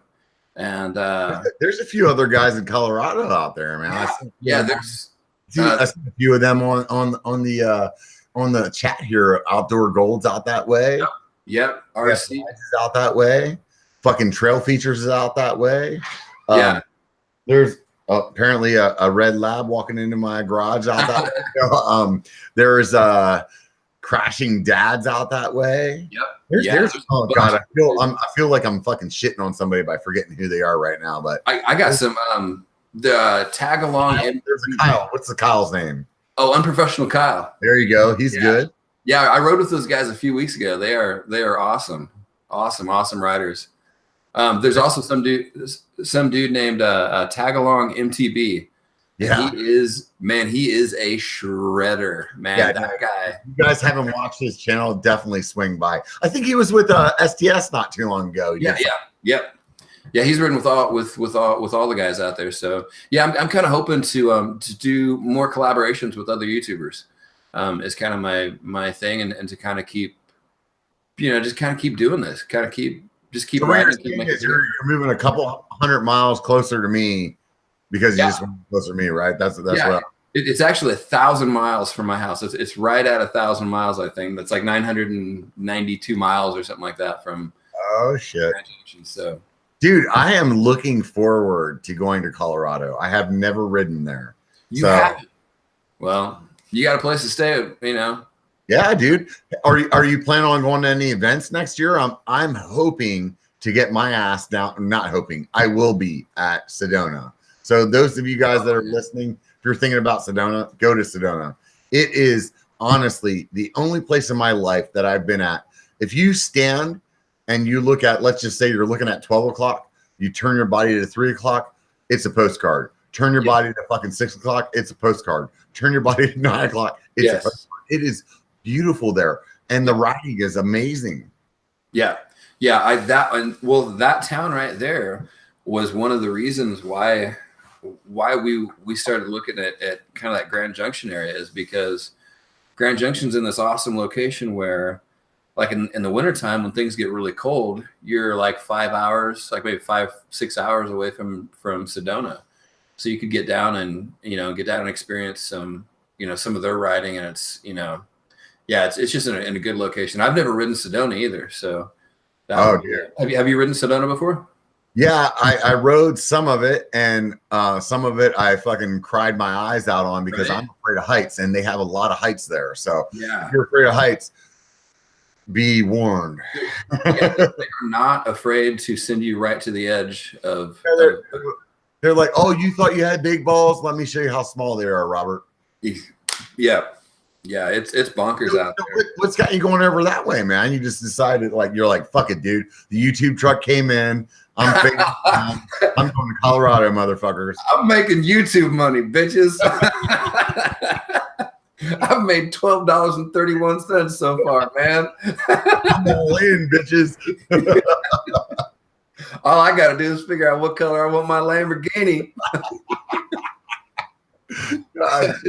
No, I think it just kind of came with the kids. Both kids are in college now, and my wife and I thought, we've been here for a while, and check out a different riding scene, and everything out there in the desert is cool because it's dry, and you get a nice long riding season. So your old lady rides too? She does. She does a little bit. Yeah. She doesn't like going off the stupid shit that I do because she's been on the channel at all? What's that? Has she been on the channel at all? She did. When we were up in Minnesota, she's been just in one video now that I think about it. My lady doesn't even watch my fucking shit. She's like, I get enough of your crap. Fucking all it. Like, you think I want to watch a video of that bullshit? Exactly. I'm good. I was always afraid of that too, because I was like, all I ever do is talk about mountain biking. That's all I've ever been doing, and now I've just like taken it and turned it all the way up to 13. Right. Yeah, because my lady was like, "Oh, you don't shut up about mountain bikes, and then you start doing YouTube." Yeah. Yeah. So, but she didn't get too tired of me talking about bikes all the time. But yeah, she got to ride in her first Horns High video, and she crashed like 3 times, and it was all behind me in the video. But one of the crashes was pretty significant that I later found out, because we're like riding on some trail, and I've got the 2 kids in front of me.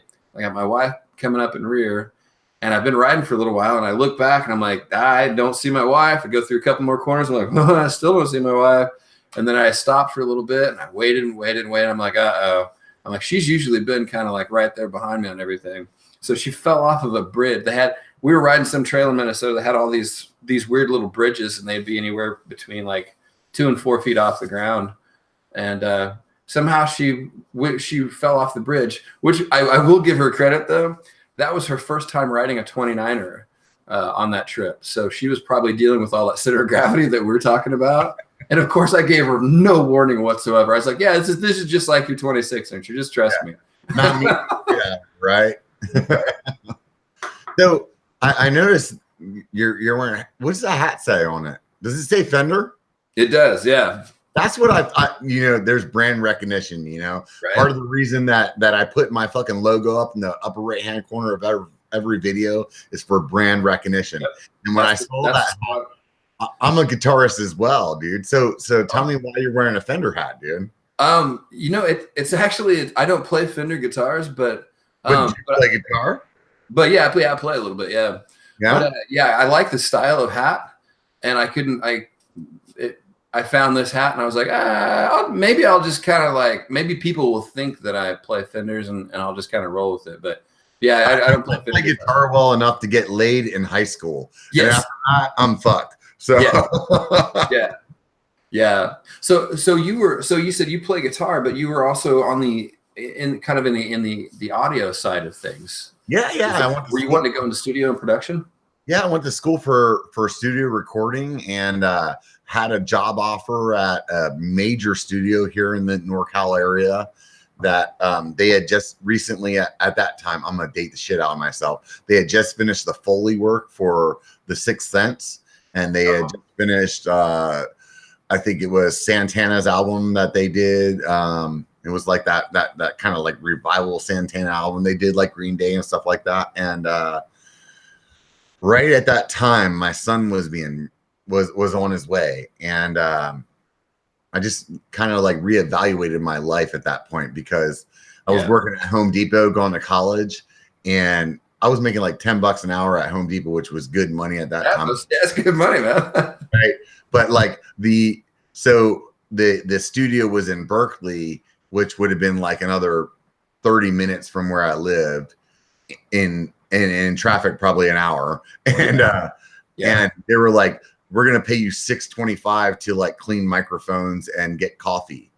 And at that point I was like, I really want to be in the music industry, but I don't know if this is what I want to do. And I was like, you know what, I'm gonna take a step back. I'm just gonna try to be a little bit of a responsible person because I want to like raise my kid with some kind of like Dad's trying to be a rock star. I didn't want him to do that, you know. And so I was like, I'm just gonna go to school for whatever fucking feels good. And I was always just interested in computers, and I started taking computer classes. And next thing you know, that's what I fell into. I've always chased my passions. Yeah. So when I was doing that, it was like being in a band, going to studio recording, going to school for studio recording, like trying to get into the industry that way. And then whenever my passion changed to like computers, I went that way. And right now, here's me like pivoting again. Yeah. I'm digging this fucking YouTube thing, dude. I fucking love it.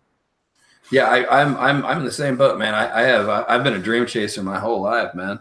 I have the words "live, love, and ride with passion" tattooed on the side of my leg because I'm like, those are words that I live by. Like, do something, like whatever it is that you do, just do it passionately and give it everything you got. So I think if you're like following it that way, dude, if you are chasing whatever you're happy about, you'll be happy. Yeah. Honestly, like there is like, yeah, dude, at the end of the day, somebody has to fucking pay the fucking cable bill. Somebody has to pay the water bill. Somebody has to pay the electrical bill. But if you chase your passion and you actually, and this is the key point, actually put everything that you have into it, you will be successful. You will be. Even if you're shitty at it. If you started a YouTube channel today and you were shitty at it, but you gave it everything you fucking had. Yep. Everything you had. And you stuck through it, even through all that time that everybody was telling you weren't worth shit. Yeah. You will make it. Yep. It's whether or not you have it to make it through that time that you're not making it. Yeah. You know? And that's my channel right now, trying to make it through the time that I'm not making. That's right. We're all in that boat, right? Yeah. No, I mean, and it's hard not to. You were talking earlier at the beginning of your show about when people like and subscribe and when they engage, you feed off of that. You know, when you get those thumbs up and you're like, you know, man, my last video, you know, it's like some people said that this thing that I did was really cool and they really liked this, really liked that, and then that fuels your motivation to keep doing more stuff. You know, so if you're sitting there trying to grow this thing and it's not doing what you want, you nail it on the head. You just got to keep doing. You got to keep knowing that at the end of the day, you know, you're enjoying what you're doing. You know, I love making these videos. That you also have to be honest with yourself. Yeah. You know, a couple of weeks ago, it was like, dude, Rob, your videos are fucking, they're not doing well. You know why they're not doing well? You're doing that like age old like psychopath thing. You know, like keep doing the same thing and expecting different results. And it was like, you know what, dude? Shit's not fucking working out that way. Now I need to be real with myself. What I'm doing right now is not working. Change it up. Yeah. Get up, man. Yeah. You know? And especially that's what started the biker bar, man. It was like, you know what? I want to do something different. All these other people are doing this. I'm going to do this because, hey, dude, I'm not a shredder. I'm not a fucking pillar of fitness, but hey, I do have a good personality. I do chat with people well. At least I think I do. You know what I mean? So it's like, let's get on the biker bar. Let's have a good fucking time. I got on whenever I was to make a long story short, when I started listening to podcasts, I wanted to listen to some mountain bike podcasts.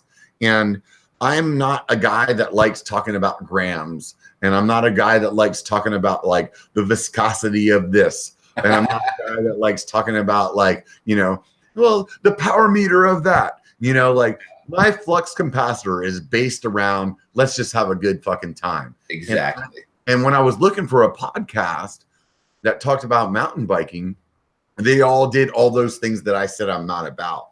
So I just wanted to start a podcast that was like, hey, let's hear a couple of dudes just talk, whether they're fucking professional riders, whether they're a company that is like doing good things, whether they're just two dudes trying to fucking like two D-list YouTubers trying to come the fuck up. Like, let's do that, you know? And I think that's what's interesting. And so that's why I decided to try this, you know? Yeah.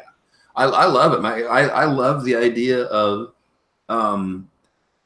just regular dude mountain bikers hanging out and enjoying, you know, because like if you look at my channel, none of my stuff, I don't talk about VO2 thresholds or any of the like my wattage or any of that stuff. Like I'm so like when I come out of a corner, I know if I did it right or wrong. I don't need to have a gadget that tells me that I screwed it up.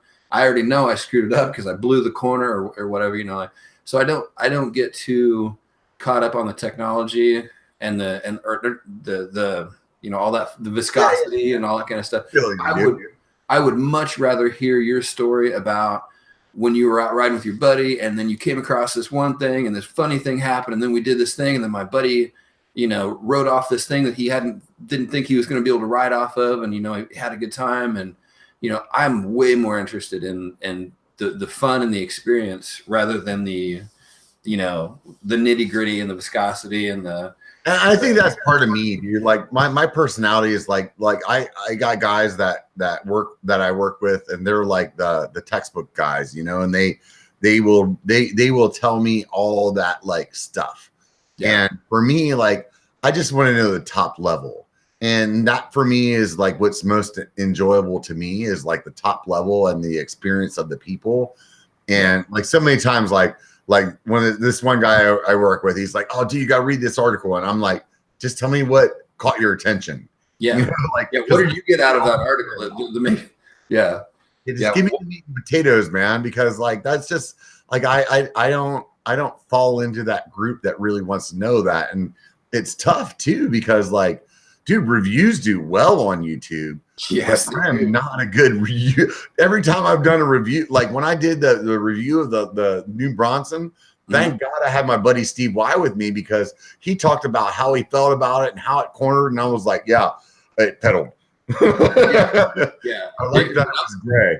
Yes. It went up the hill and then it went down the hill. And when I got done, I was smiling and I went and ate some Mexican food and had a margarita. The color palette was awesome. Yeah, right. And the beer was just as good when it was done. Yeah. So I got a question for you. I thought of a question. So we're talking about, you know, it's wintertime right now. So what were some like some of your most memorable rides that you've had this year? Like where did you ride at? Because aren't you close to Tahoe? Yes, I am very close to Tahoe, but I'll tell you right now, hands down, as soon as you ask me that question, the very first place that comes to mind is South Mountain in Phoenix, Arizona. Such an amazing fucking place. Fortunately, I do IT. The company I work for has an office in Phoenix, and I went down there for some work and squeezed in a mountain bike ride. Oh my God, dude! Nice.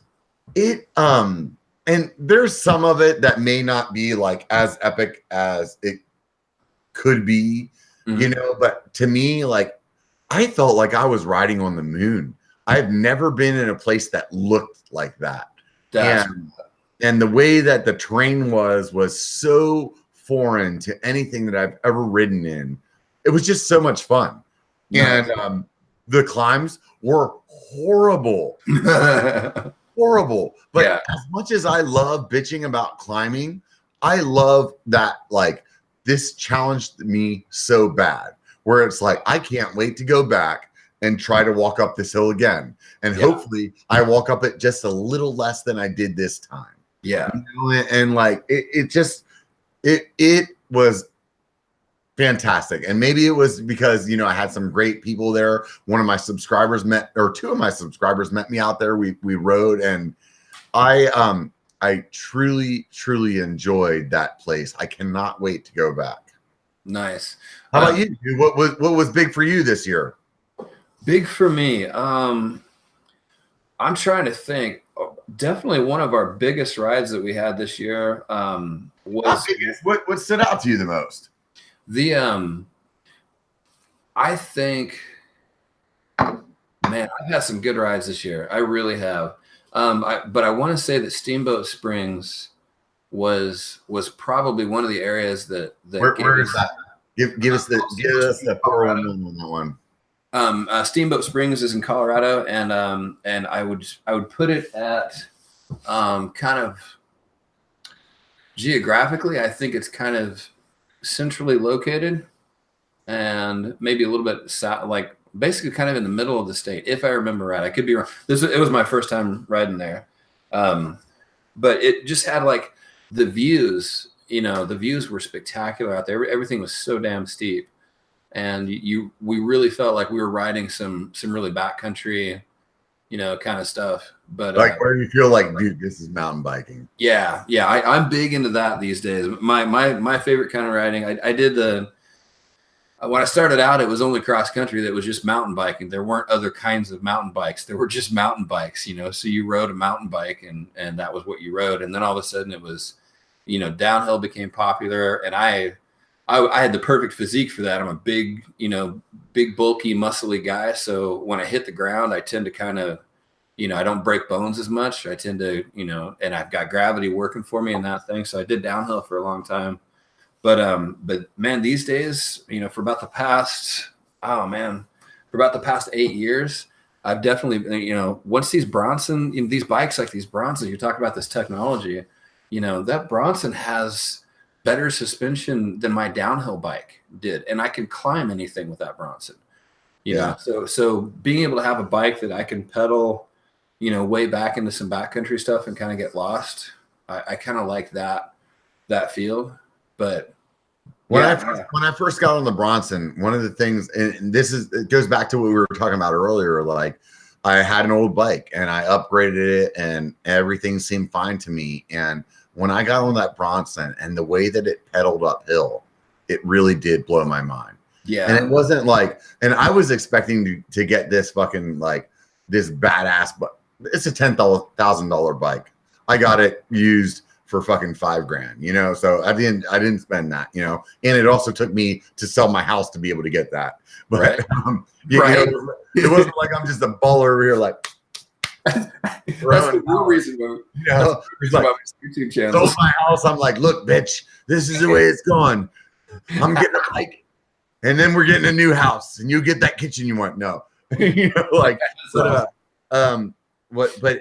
I was expecting to get on that bike and just be blown away by my downhill skills, and honestly, the climbing is what really just blew me away the most. You know? Yeah, I would totally agree. They'll scramble up some rocks really, really good. Yeah. So this is what I want to know from you, dude. Yeah. What's up with Horns High? Why is it Horns High? I don't remember if I asked this already, but I'm gonna ask it again. No. What is Horns High? Why did you come up with that for your name? That's a good question, and I get asked that question a lot. The whole I was going over. I'm big into photography, and I was going over a bunch of these photos that I'd taken with my buddies. And and you look on Instagram and you see these group pictures of these guys that go out and they go ride someplace, and then while they're on the ride, you know, they snap a quick photo of everybody so they can kind of remember the ride. And inevitably, at least one or two people, when they take that picture, they raise those horns up. It's just like, this is the universal symbol for, so for the people that are listening, when he said raise those horns, he did like the stoke emoji with his hand there. Yeah, the devil horns, the stoke horns. But yeah, it's one of those things where I was like, man, if I could really make some videos that kind of captured that experience, that just makes people like, why do we do that? Like, it's a silly hand gesture, but you look at mountain bikers across the world, and when they take pictures, the horns come up, and that's kind of like, that's letting everybody know that we're having fun doing this bike ride thing. And I'm like, it's the fun, you know, again, back to the experience. It's the fun part of it. It's not the I'm holding up my latest, greatest technology mountain bike. I'm raising my horns because I'm out here having fun, you know, with my buddies. And I was like, that's what mountain biking is all about to me. I don't know if you told me or I read it on your blog or like your Instagram or in Slack. We were talking about it. There was a picture that inspired it, I think. Yeah. There's a picture of me and my buddies were up in Fernie, British Columbia 2 years ago. 2 years ago? 3 years ago now. Sorry. And one of my buddies has a converted short bus that he's converted into like a bike hauling, you know, road trip mobile. And then my other buddy at the time drove this vehicle called a Pinzgauer. And it's a six-wheel drive, like old military vehicle from, you don't quote me, I want to think like the Ukraine maybe, but it was like this, it's a six-wheel drive, like it's a six-wheeled vehicle off the bat, you know, so it's really strange looking.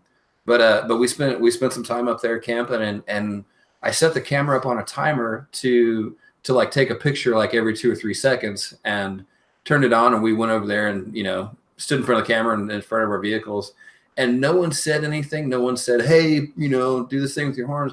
But like all 5 of us were just horns to the heavens, having a great time out there. And every time I look at that picture, I'm like that feeling, when I look at that feeling, when I look at that photo, that feeling that I get, I'm like, I want to see if I can make videos that can, you know, show people that you can have this cool experience. Like, you know, whatever I saw, like you said that whenever you snapped that picture, or that picture was snapped, like there was no like, hey, let's do this. Like when that picture was snapped, everybody had the horns up. Yeah. And it was like, oh dude, that's awesome, man. Like everybody did that. Yeah. When you see the photo and you're like, oh man, there's all of us, and we're all having that good time, you know? So yeah. You got an Instagram? Yeah. Horns High MTB. Horns High MTB. Yeah. You got, do you have like a short name to your YouTube channel, or just search Horns High MTB as well? Yeah. If you search Horns High MTB or Horns High Mountain Biking, right on. You'll just look for the shield it's a black and white shield with mountains in the background, and you'll see it. I should be able to pop up. I made some jokes earlier about you and snakes. I think the first video that I ever saw, you're just fucking rolling down this trail, and next thing you know, you pick up this fucking snake, and you got it curling all over your arm. And you've done this more than once in a video. Are you like a snake person? Like, cause you're like, oh, this is like an East Lithuanian redback retail, and you knew, like, why do you know all this shit about snakes, dude? Well, so back when I was gonna try to go to college and make a go of it, if you want to talk about chasing dreams, I love it all. And not only chasing dreams, but just how naive and ignorant people like us, the dream chasers, can be. Because I walked into a major university as a much later returning to college, you know, like I was a high school dropout and then got a GED. And when I was like in my 20s, so that's why you're joking at that's why you were laughing at my pot jokes earlier, right? Right. Yeah, exactly. So I went to a major. All you kids listening right now, don't do that. Don't do that. Not good for you, I think. I'm not sure.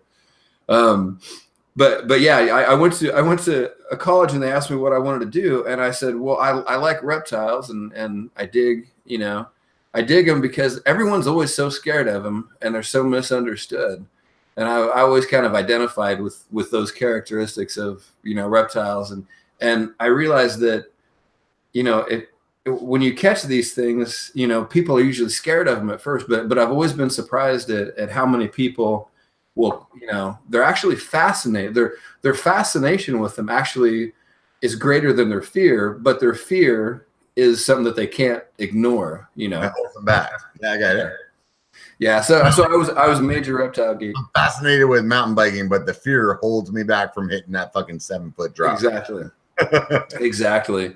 So yeah, I geek out on reptiles and they're kind of my fascination thing, and I like photographing them. So you were thinking you were gonna be like a snake whisperer or something? Or? Yeah.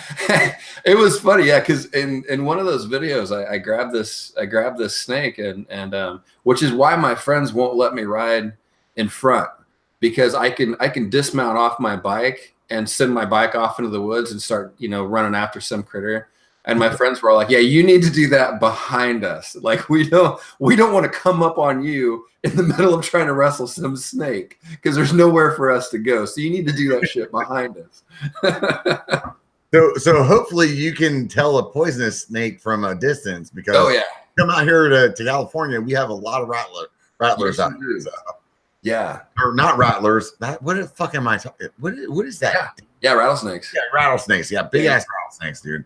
Those fuckers are big out here, dude. So in Southern California, you guys have a crazy phenomenon going on. So in Southern California, there's so much development that's pushing toward the east, that it's pushing your Pacific Coast rattlesnake. It's pushing those populations. So not to geek out too bad, but long story short, a venomous snake bite, it can either destroy your tissue or it can shut down your nervous system. There's only two kinds of venom, and then they operate kind of differently. So one of them will just like destroy your muscle tissue and make a mess out of you, and then the other one will just shut down your heart. So there's like these rattlesnakes that are getting pushed toward. It's like A is good and wait, A is bad. Is really fucked up. So that sounds like a good time. Yeah, Can't B wait is to pick one of those up. Yeah. So there's like there's you guys have these rattlesnakes that have the I'm geeking out over this stuff. But anyways, you have two different kinds of rattlesnake species that aren't supposed to be together, but their populations are getting slammed toward each other, and they're hybridizing. And there's actually a type of rattlesnake now out there that has venom that not only destroys your tissue but also shuts your heart down. So it's like a super rattlesnake almost. I think I've seen a movie about those, like snakes on a plane or something. Right. That's what I named that video. I named that video "Snakes on a Trail." I'm gonna tell you guys a little story, and I'm gonna try to like PG this so that I don't sound like a complete degenerate. But there was a road trip that I was taking from Phoenix, Arizona to New Mexico. And while we were taking that trip, if you've ever driven from Phoenix east, there is nothing. Yeah. There's a whole lot of nothing. I mean, we spent like, I don't know, it felt like 12 hours. It felt like 64 hours in the car. And there was all these billboards for this thing called, there's the billboard said The Thing. And it had like a exit number on it. And we just were like, talking about it and laughing about it, and we're what's the thing? I'm not going to tell you what the thing is. So we passed the thing, and we kept driving, and there's still a whole lot of nothing. So we get to Texas. When we finally get to Texas, there's like a ranger, like border patrol fucking station, and we like hang a left through Texas, and now we're going into New Mexico. By this point, it's like 2-3 o'clock in the morning. I don't know. There may or may not have been some roadies involved, but those of you guys that don't know what roadies are, they are completely legal. So we're rolling up, and we stop out in the middle of the fucking desert. It is pitch black. It's like, this is the deal. The bladder needs to be emptied. This is what's happening right now. So we stop the car. you're so far out there. There's not any other traffic. And all that you can see in the midst of the night, like we put our hazards on for some reason because like, just in case somebody else comes by in the next 12 hours that they know we're parked on the side of the road. Yeah. So the hazard lights are blinking. It's like not daylight, but it's like dusk and then pitch black, dusk and then pitch black, dusk and then pitch black. So we pull over and I'm like, God damn, I gotta piss. So I get out of the truck and the car and there's like a little, like, it feels like a levee. There's like, for some reason, there's like a sand dune or something like that right next to the road. And I walk up this sand dune and I'm standing there like, I do that like right foot out, left foot out, unzip, zip. And I'm like, okay, oh yeah, let it go. Wait, you didn't get it out yet. Don't piss in your pants. Oh, take it out and then let it go. And I'm letting it go and I'm letting it go. And oh God, that feels so good. And I hear this. Oh, and mind you, dude, I'm from California. Yeah. So I'm thinking in my head, dude, what's up with these? They got sprinklers out here in the middle of the desert, because I'm just hearing this. And I swear to God, in my drunken mind, there was sprinklers on the side of the freeway 200 miles away from fucking civilization. I don't know why I was thinking that, but I heard that. Oh yeah, sprinklers are coming out. And in that dusk dark. Oh, wow. I look down. I am not fucking kidding. I look down right between my legs as I'm like, the pee stream is like, whoop, right there. And as the dusk comes up, before it goes to dark again, I'm almost pissing on a fucking snake, a rattlesnake, coiled up, looking at me like, motherfucker, what are you doing? Yeah. And I about shit my fucking pants. I'm never pissing on the side of the road again. That would be terrifying, man. Yeah. It's someone who likes those. My ex-wife, I screamed snake, and we're all drunk. We rolling down this like levee sand dune hill, laughing. and my ex-wife has now, at this point, locked all the doors of the car, opened up the sunroof, and is standing out of the sunroof going, "Oh my God, what's going on? Oh, you guys!" And I'm like, seriously, you just locked us all the fuck out? This is how this is going down? So. Yeah. Awesome. If you're ever in southern New Mexico, heading towards Roswell, see some aliens, do not stop on the side of the road and take a piss. If you're piss on the side of the road, piss in the middle of the road because side of the road is a bad idea. Hang it out the window if need be. So let me hear one of your drunken road trip fucking stories. Let's hear one. You got one, right? So is this a mountain bike? It doesn't matter. A drunken road trip story. Okay, so drunken road trip story that involves snakes. How's that for a segue? Oh, dude, let's do it.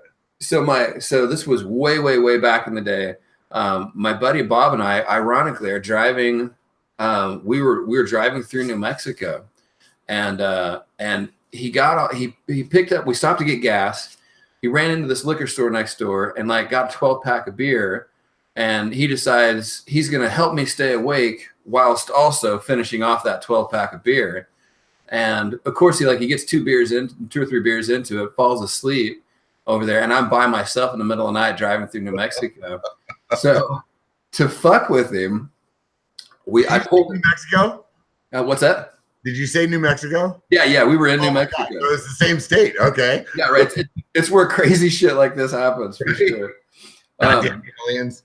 So we're driving along and we come up onto one of those Love's truck stops, which are just these colossal truck. I mean, they're like little cities out there in the desert. And we pull into this place, and I happen to see that a lot of these 18-wheelers are, they let their trucks idle, and they don't shut their trucks off while they go inside. They're just over there parked, and they got their headlights on and everything like that.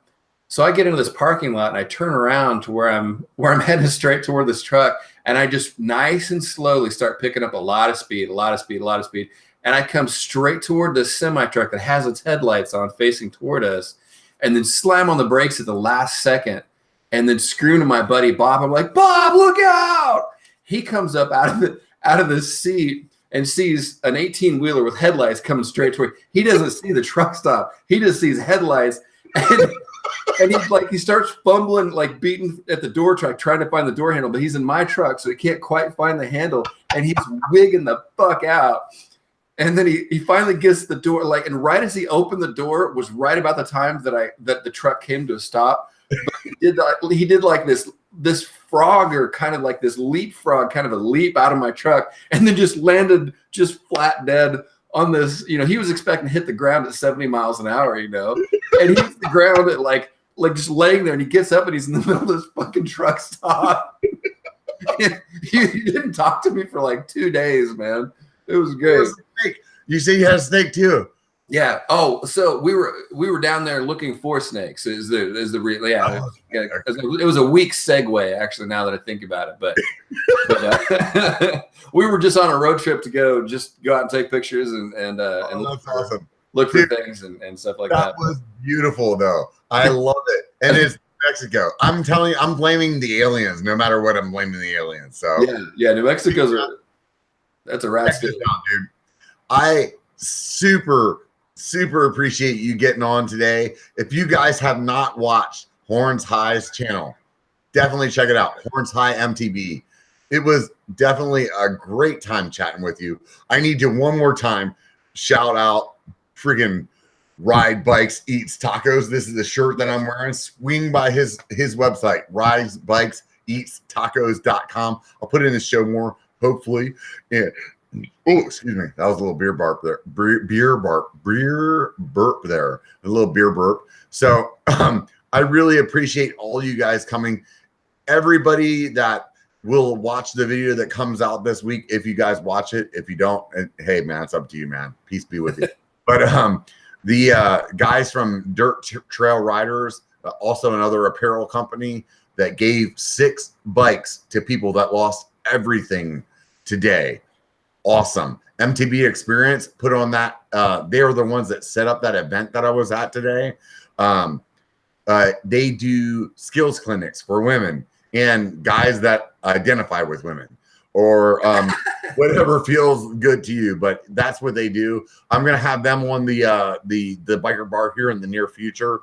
Shawn, I don't know how I led into that. I am super stoked that you came out here today, signed on. Dude, I had a blast chatting with you, man. Oh yeah, man. So much fun, man.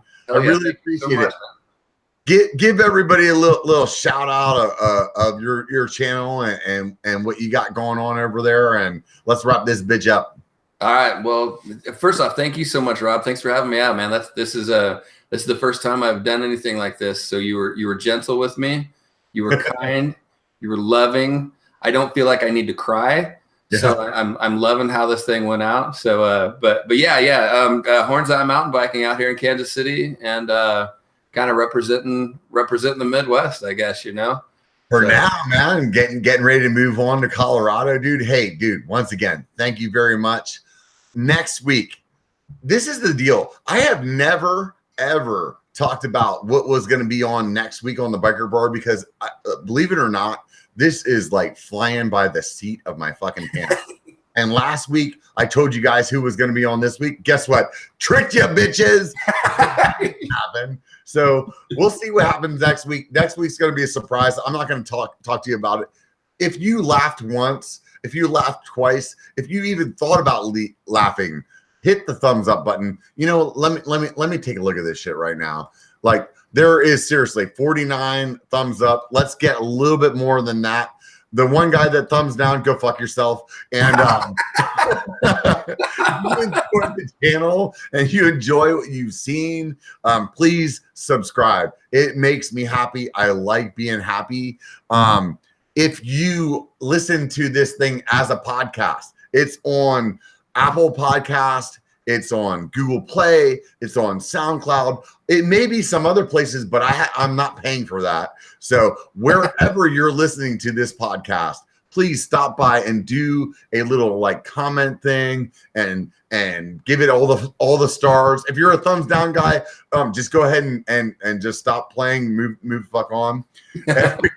Everybody that's a subscriber, I appreciate you guys so much. If it wasn't for you, I wouldn't be here. I guarantee you Shawn wouldn't be here. Whoever's going to be on next week wouldn't be here.